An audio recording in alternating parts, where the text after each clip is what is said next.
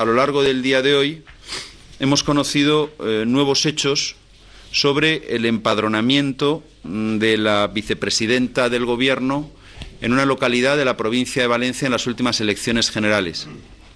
En la medida en la que esa es una polémica en la que me vi envuelto durante la campaña electoral y en la que María Teresa Fernández de la Vega, a través de una demanda, me ha tenido envuelto un año, me siento obligado a hacer alguna declaración al respecto.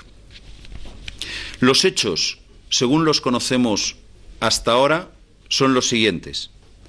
Primero, María Teresa Fernández de la Vega se empadronó en Beneixida, Valencia, fuera de plazo legal para poder ser incluida en el censo, según las fechas que el propio Instituto Nacional de Estadística tiene colgadas en la página web todavía a día de hoy. Segundo, según la normativa, la Oficina del Censo de Valencia le denegó su reclamación para ser incluida en el censo cuando ella lo solicitó. Tercero, y también es un hecho, María Teresa Fernández de la Vega votó en Beneixida con una certificación censal y al mismo tiempo ese día estaba incluida y podría haber votado en Madrid porque constaba en el censo de la capital de España. Luego tenía una certificación censal para votar en Beneixida y estaba incluida en el censo de Madrid y podría haber votado en los dos sitios. La explicación que la vicepresidenta y la Moncloa, a través de su oficina de prensa, hizo llegar ayer es que la vicepresidenta contó con una certificación censal para poder votar.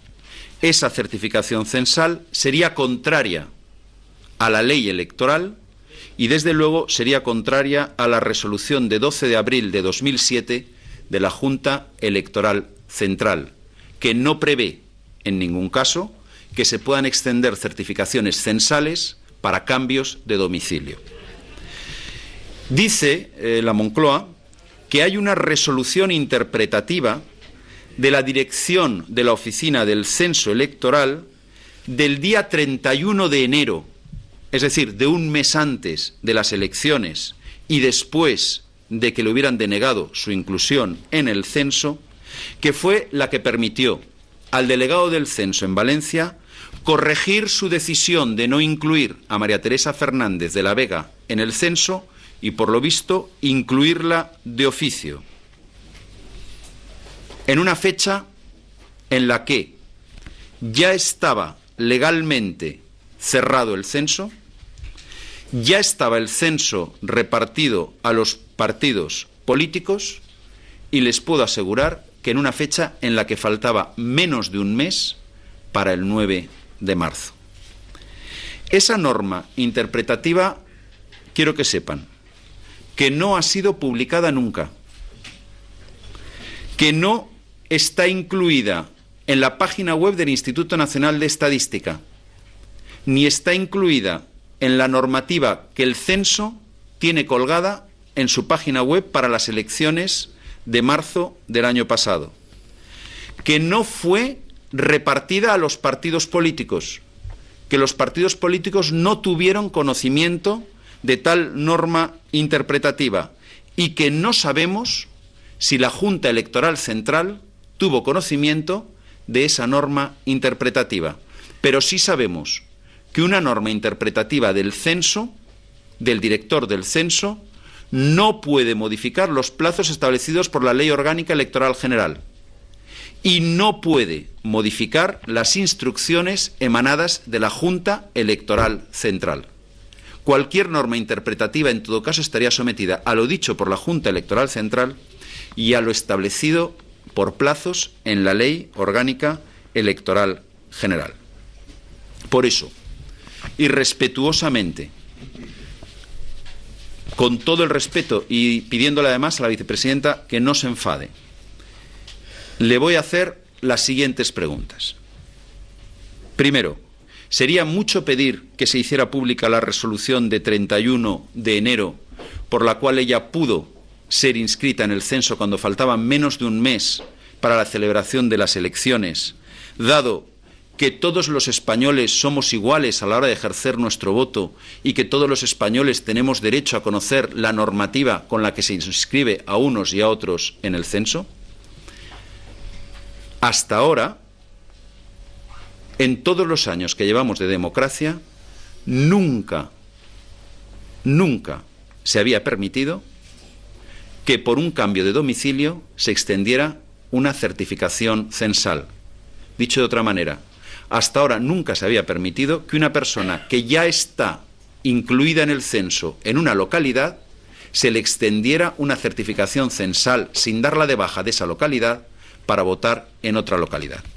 ¿Se imaginan qué podría ocurrir en las elecciones municipales si lo que se ha hecho con María Teresa Fernández de la Vega se extendiera, que los partidos políticos podríamos solicitar certificaciones censales dependiendo de cómo tenemos repartidos los municipios para redistribuir nuestros votos por la provincia? Es por eso que esto que ahora se ha permitido nunca antes se había permitido. Por lo tanto, si no es mucho inconveniente, rogaríamos que se hiciera pública desde el censo esa resolución interpretativa, así como el escrito que la provocó. En segundo lugar, yo quisiera preguntar también con respeto si María Teresa Fernández de la Vega, como vicepresidenta del Gobierno y por lo tanto con autoridad sobre el director del censo, ejerció algún tipo de influencia para que esta resolución interpretativa se produjese. Jerárquicamente, ella es la superior de todos los miembros del Gobierno y por lo tanto jerárquicamente ella era superior de quien dictó esta resolución que le benefició porque le permitió votar donde ella deseaba. Pregunto, ¿influyó de alguna manera? Creo que los ciudadanos y sobre todo los valencianos tienen derecho a conocer la respuesta a esa pregunta. Tercero, ¿por qué el censo cambió de criterio? En España, hasta el 9 de marzo del año pasado, ha habido 155 convocatorias electorales. En las 155 convocatorias electorales nunca se ha producido una resolución interpretativa como esta que no conocemos. ¿Por qué en la 156 se ha producido esa resolución interpretativa? Creo que esa pregunta debe ser respondida. En términos políticos, María Teresa Fernández de la Vega provocó una polémica pública cuando se empadronó en Beneixida. Los medios de comunicación se hicieron eco y algunos fuimos duramente atacados por tildar de oportunista ese empadronamiento. Resulta que mientras la polémica estaba en los medios de comunicación, ella recibió una notificación del censo denegándole su inclusión en la lista. ¿Por qué no la hizo pública? ¿Por qué no lo dio a conocer a la opinión pública valenciana? ¿Por qué permitió que continuara una polémica cuando ella estaba en posesión de un dato muy relevante para que los valencianos supieran la verdad? Creo que políticamente debería responder a eso. A ella le fue denegada la inclusión en el censo hasta que apareció la famosa resolución interpretativa. ¿Por qué permitió que continuara la polémica cuando ella ya sabía cuál era, porque se le había sido notificada, la decisión del censo? Y otra pregunta a la que pienso que también tendría que responder: ¿por qué tenía tanto empeño en votar en Beneixida cuando tenía una tarjeta censal de que podía votar en Madrid?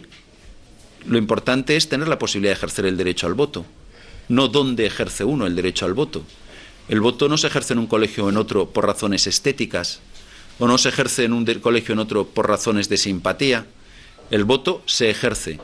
Y si ella iba a estar el día de las elecciones, como efectivamente estuvo en Madrid, ¿por qué cuando ya tenía garantizado su derecho al voto en Madrid tuvo tanto empeño en votar en Beneixida, Valencia? Y luego me van a permitir que termine con un comentario personal. María Teresa Fernández de la Vega me demandó a mí por decir que su empadronamiento en Beneixida había sido oportunista y había sido únicamente para que la incluyeran en el censo electoral. Ahora que acaban de salir a relucir todas las fechas, resulta que el día que me presentó la demanda ni estaba dada de alta en el censo, ni había presentado todavía la reclamación y le iban a comunicar en una semana que de oficio, por ley, no podía ser dada de alta en el censo.